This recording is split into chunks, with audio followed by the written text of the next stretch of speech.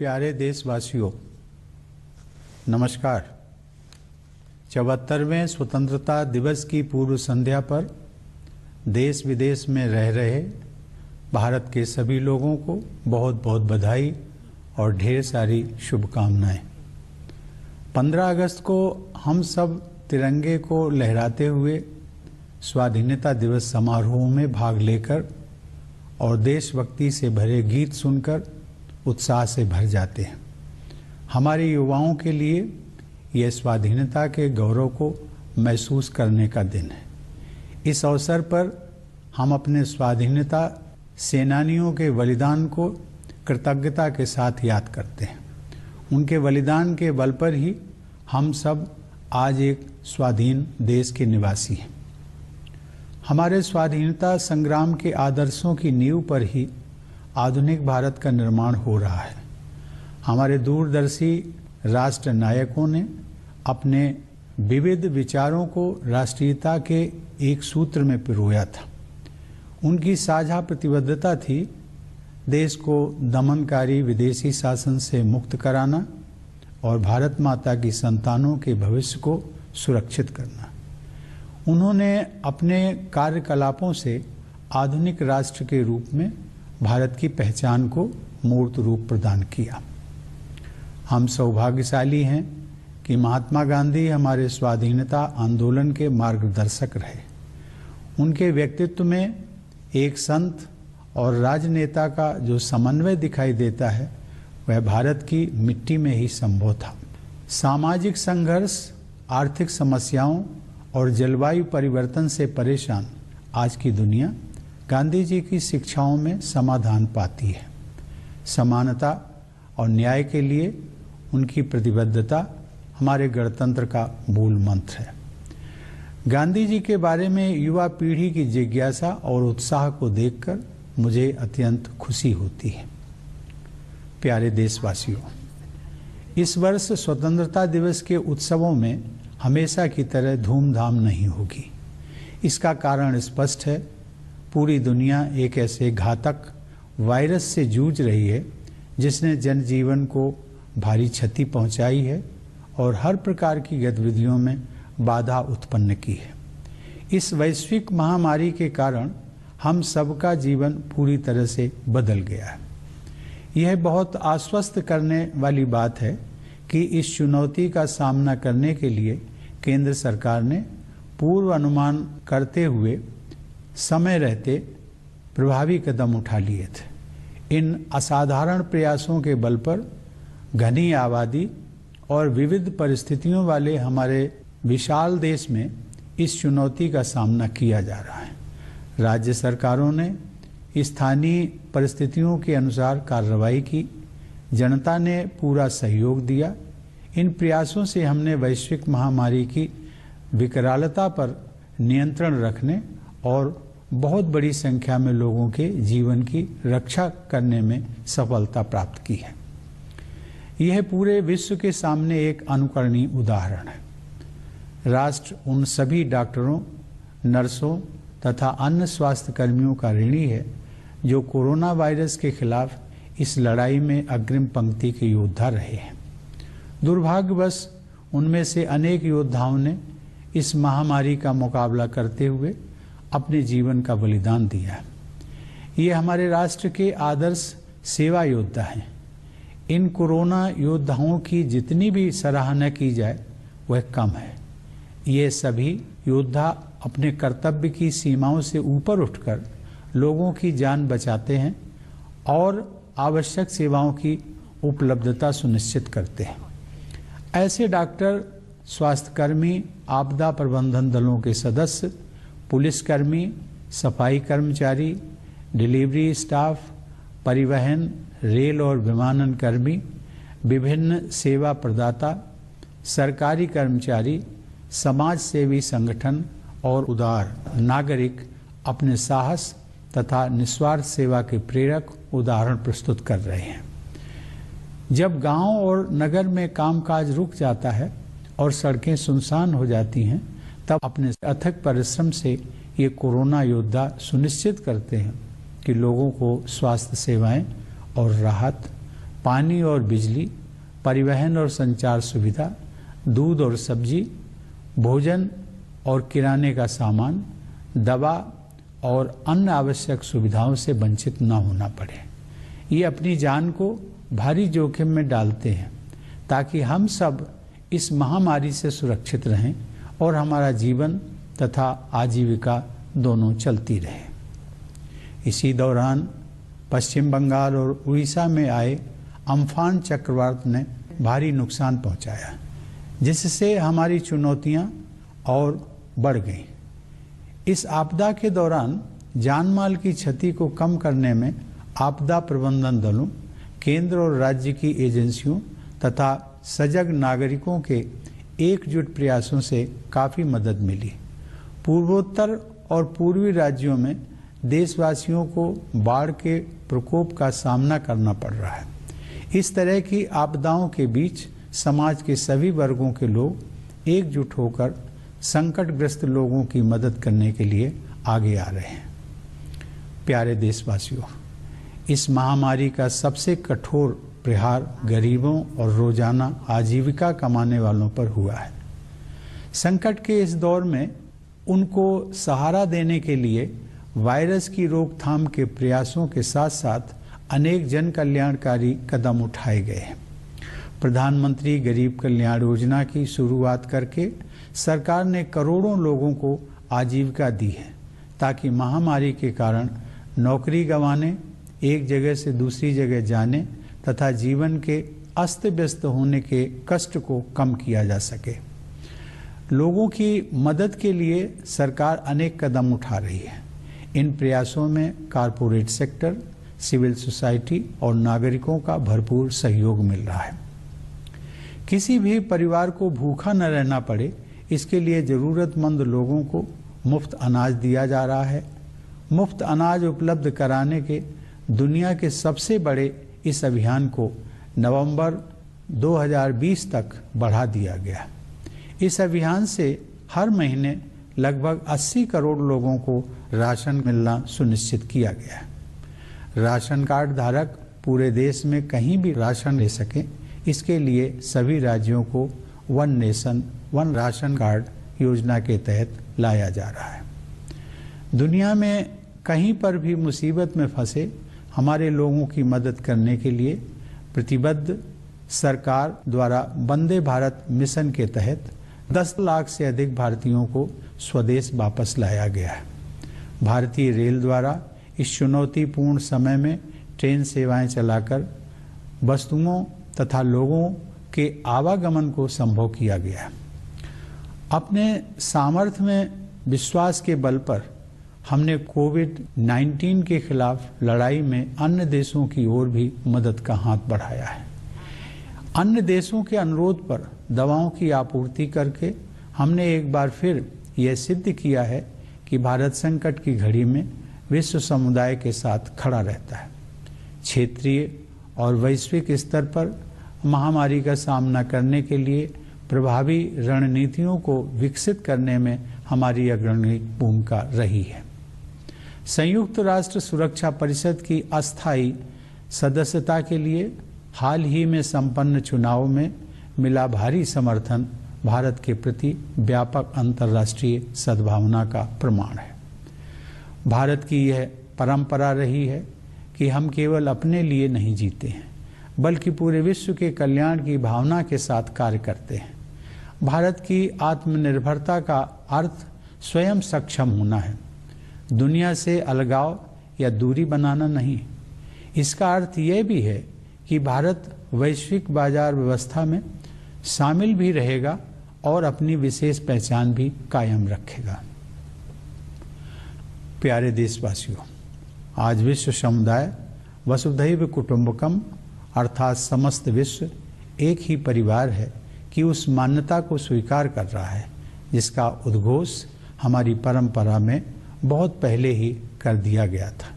लेकिन आज जब विश्व समुदाय के समक्ष आई सबसे बड़ी चुनौती से एकजुट होकर संघर्ष करने की आवश्यकता है, तब हमारे पड़ोसी ने अपनी विस्तारवादी गतिविधियों को चालाकी से अंजाम देने का दुस्साहस किया।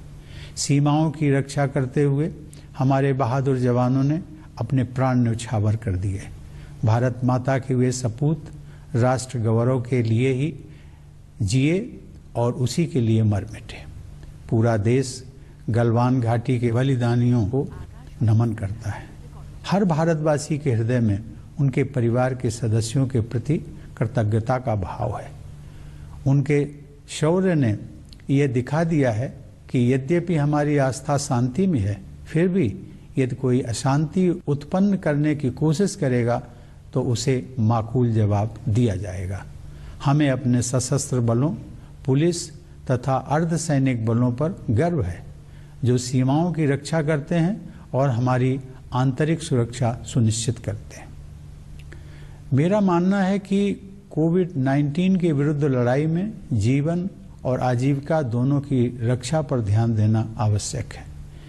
हमने मौजूदा संकट को सबके हित में, विशेष रूप से किसानों और छोटे उद्यमियों के हित में समुचित सुधार लाकर अर्थव्यवस्था को पुनः गति प्रदान करने के अवसर के रूप में देखा है। कृषि क्षेत्र में ऐतिहासिक सुधार किए गए हैं। अब किसान बिना किसी बाधा के देश में कहीं भी अपनी उपज बेचकर उसका अधिकतम मूल्य प्राप्त कर सकते हैं। किसानों को नियामक प्रतिबंधों से मुक्त करने के लिए आवश्यक वस्तु अधिनियम में संशोधन किया गया है।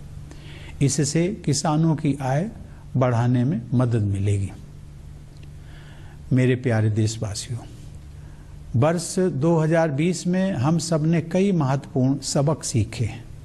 एक अदृश्य वायरस ने इस मिथक को तोड़ दिया है कि प्रकृति मनुष्य के अधीन है।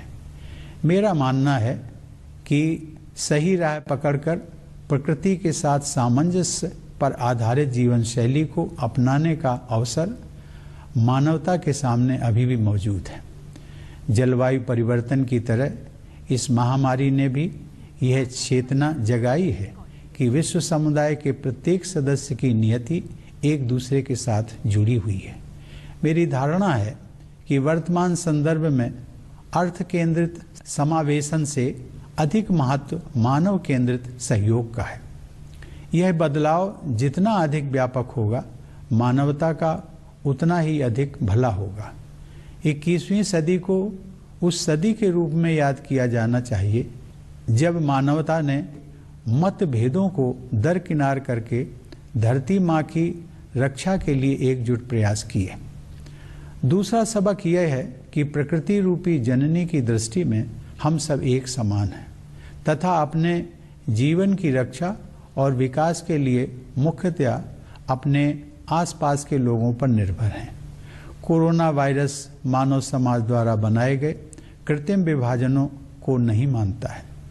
इससे यह विश्वास पुष्ट होता है कि मनुष्यों द्वारा उत्पन्न किए गए हर प्रकार के पूर्वाग्रह और सीमाओं से हमें ऊपर उठने की आवश्यकता है।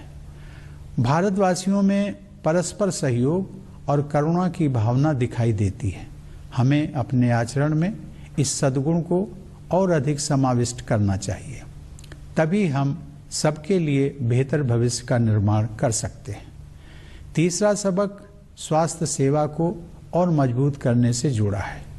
सार्वजनिक अस्पतालों और प्रयोगशालाओं ने कोविड-19 का सामना करने में अग्रणी भूमिका निभाई है।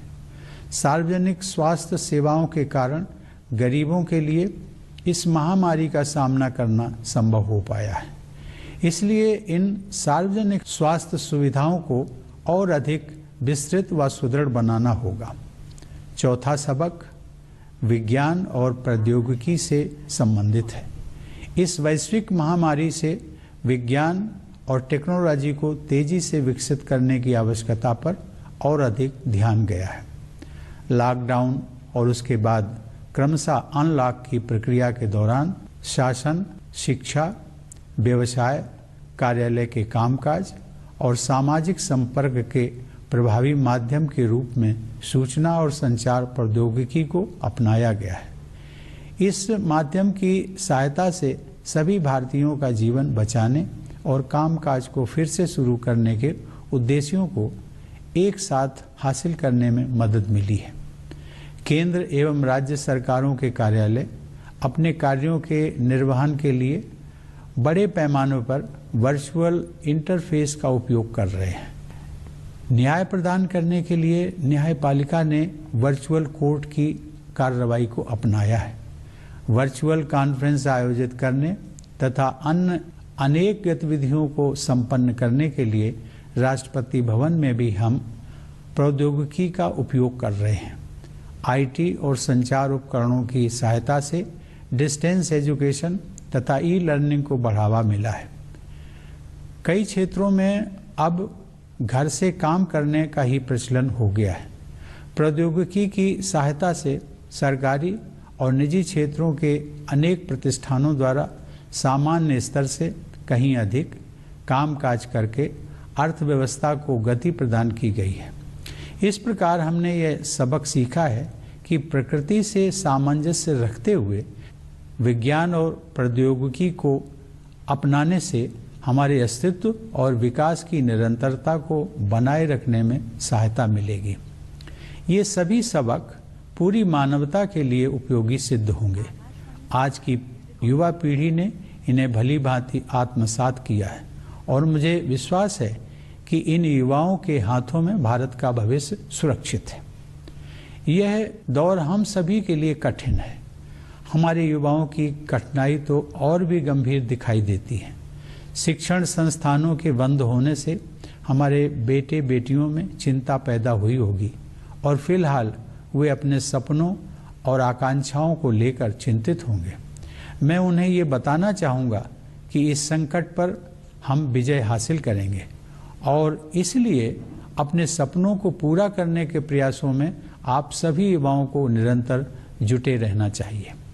इतिहास में ऐसे प्रेरक उदाहरण उपलब्ध हैं जहां बड़े संकटों एवं चुनौतियों के बाद सामाजिक, आर्थिक और राष्ट्रीय पुनर्निर्माण का कार्य नई ऊर्जा के साथ किया गया। मुझे विश्वास है कि हमारे देश और युवाओं का भविष्य उज्जवल है।